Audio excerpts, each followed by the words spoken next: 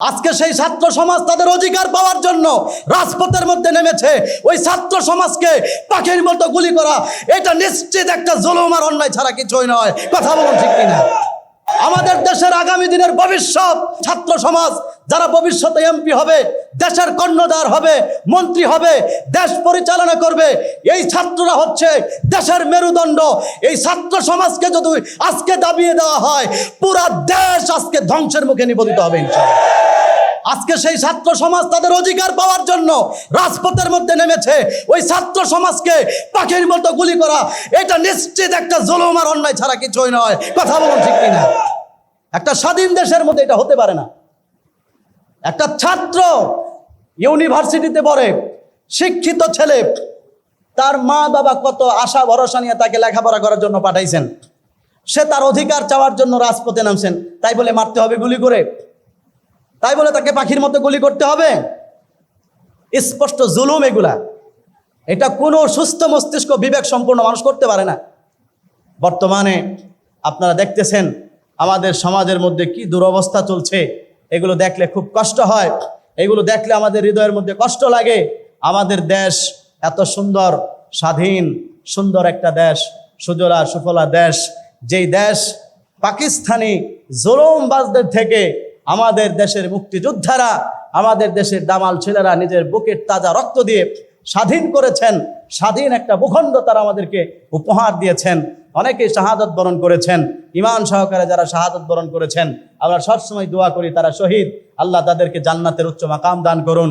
যারা জীবিত আছেন মুক্তিযোদ্ধারা, তারাও আমাদের দেশের সম্পদ, তাদেরকে আমরা সর্বোচ্চ সম্মান শ্রদ্ধা জানাই।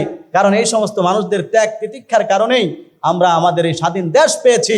কিন্তু প্রশ্ন হচ্ছে, এই স্বাধীন দেশ পাওয়ার পরেও আজকে কেমন যেন বলতে বাধ্য হচ্ছি, অনেক ক্ষেত্রে আমরা আজও পরাধীনতার শিকল আমাদের গলার মধ্যে লাগানো। কথা বলুন ঠিক কিনা? স্বাধীন দেশ, সকল মানুষ তার মতামত পেশ করার স্বাধীনতা আছে। স্বাধীন দেশ, একজন মানুষ তার বক্তব্য দেওয়ার স্বাধীনতা আছে। হতে পারে সেই বক্তব্য আপনার বিরুদ্ধে যাবে, হতে পারে সেই বক্তব্য আপনার পক্ষে যাবে না, এটা হতেই পারে। তাই বলে একজন মানুষকে হত্যা করা এটা কখনোই একটা স্বাধীন দেশে কাম্য নয়। তাই বলে একজন মানুষকে অন্যায়ভাবে আঘাত করা, একজন মানুষ তার অধিকার চাইতেই পারে। একজন মানুষ তার অধিকার চেয়ে, গণতান্ত্রিক দেশের নিয়ম হচ্ছে সে অধিকার বাস্তবায়নের জন্য স্বাভাবিকভাবে মানুষ রাজপথে নামে, মিছিল করে, মিটিং করে, সংবাদ সম্মেলন করে, বিভিন্নভাবে তারা তাদের আন্দোলনগুলো তাদের সরকারের সামনে পেশ করতে চায়। সেই আন্দোলনের মাধ্যমে তারা তাদের অধিকারগুলো পাইতে চায়। কিন্তু আমরা দেখি আমাদের দেশের মধ্যে সেই আন্দোলনরত মানুষগুলোর উপরেও নির্বিচারে গুলি করে পাখির মতো হত্যা করা হইতেছে। কথা বলেন ঠিক কিনা? সব ক্ষেত্রে এরকম হচ্ছে। আজকে যখন মুসলমানেরা যখন নবীর দুশ্মনের বিচারের জন্য রাজপথে নামে, তাদের বুকের উপরে গুলি চালানো হয়। জোরে বলেন ঠিক কিনা? আমাদের দেশের শ্রমিকরা যখন তাদের অধিকার আদায়ের জন্য রাস্তার মধ্যে নামে, ওদের বুকের উপরে গুলি চালানো হয়। আমাদের দেশের আগামী দিনের ভবিষ্যৎ, এদের মধ্য থেকে ছাত্র সমাজ, যারা ভবিষ্যতে এমপি হবে, দেশের কর্ণধার হবে, মন্ত্রী হবে, দেশ পরিচালনা করবে, এই ছাত্ররা হচ্ছে দেশের মেরুদণ্ড। এই ছাত্র সমাজকে যদি আজকে দাবিয়ে দেওয়া হয়, পুরা দেশ আজকে ধ্বংসের মুখে নিপতিত হবে ইনশাআল্লাহ। আজকে সেই ছাত্র সমাজ তাদের অধিকার পাওয়ার জন্য রাজপথের মধ্যে নেমেছে। ওই ছাত্র সমাজকে পাখির মতো গুলি করা এটা নিশ্চিত একটা জুলুম আর অন্যায় ছাড়া কিছুই নয়। কথা বলুন ঠিক কিনা? একটা স্বাধীন দেশের মধ্যে এটা হতে পারে না।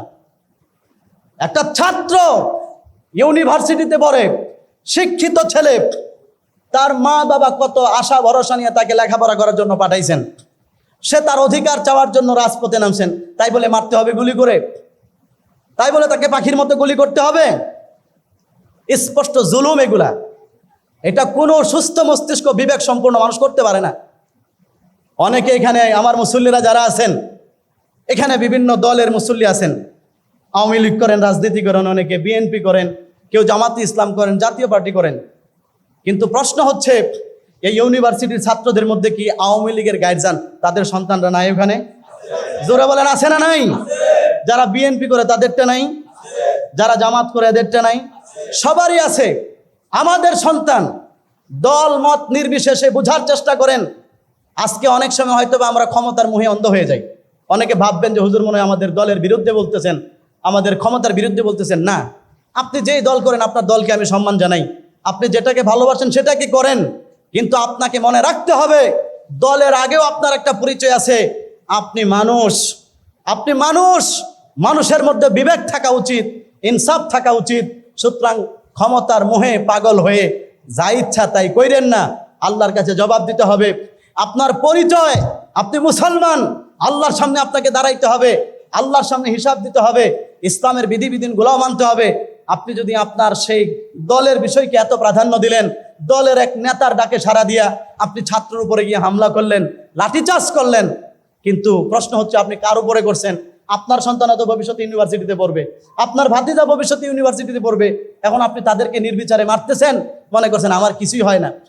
এই যে মানুষের মধ্যে এক অমানুষত্ব বোধ চলে আসছে, মানুষের মধ্যে ম্যানার বলতে এখন কিচ্ছু নাই, এটা কখনোই কাম্য নয়।